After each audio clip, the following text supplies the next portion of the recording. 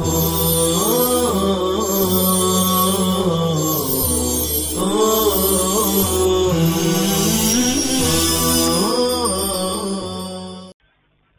اللہ الرحمن الرحیم۔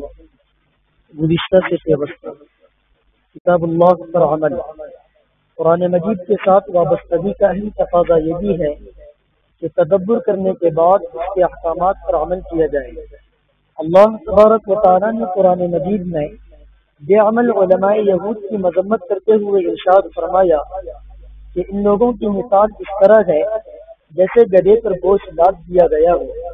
اللہ تبارک و تعالیٰ سورہ جمعہ کی آیت نمبر 5 میں ارشاد فرماتے ہیں، جن لوگوں کو تورات پر عمل کرنے کا حکم دیا گیا کہ انہوں نے اس پر عمل نہیں کیا، ان کی مثال اس گدھے کی سی ہے جو بہت سی کتابیں لادے ہو۔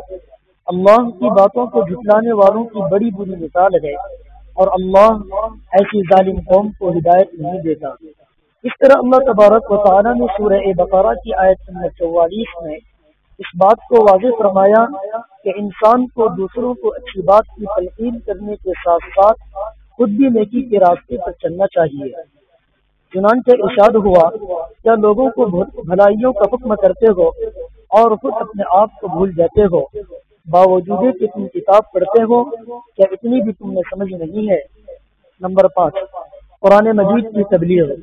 قرآن مجید کے حوالے سے ہم پر یہ ذمہ داری بھی عائد ہوتی ہے ہم اس کے پیغام کا صحیح طریقے سے ابلاغ کریں۔ اللہ تبارک و تعالیٰ نے قرآن مجید کے مختلف مقامات پر انبیاء کرام علیہ السلام کی ذمہ داریوں میں اس بات کو بیان کیا کہ وہ اللہ تبارک و تعالیٰ کے دین کا ابلاغ کیا کرتے تھے۔ چنانچہ ان کی پیروی میں ہمیں بھی دین حق کا ابلاغ کرنا چاہیے۔ اللہ تبارک و تعالیٰ سورہ آل عمران کی آیت نمبر 110 میں ارشاد فرماتے ہیں، تم بہترین امت ہو جو لوگوں کے لیے پیدا کی گئی ہے، تم نیک باتوں کا حکم دیتے ہو اور بری باتوں سے روکتے ہو اور اللہ تعالیٰ پر ایمان رکھتے ہو۔ اگر اہل کتاب بھی ایمان لاتے تو ان کے لیے بہتر تھا، ان میں ایمان لانے والے بھی ہیں لیکن اکثر کو فاسق ہیں۔ نمبر 6، قرآن مجید کا قیام اور احکامات الہیہ کا نفاذ۔ قرآن مجید کا قیام اور احکامات الہیہ کے نفاذ کے لیے کوشاں رہنا بھی ہم سب کی ذمہ داری ہے۔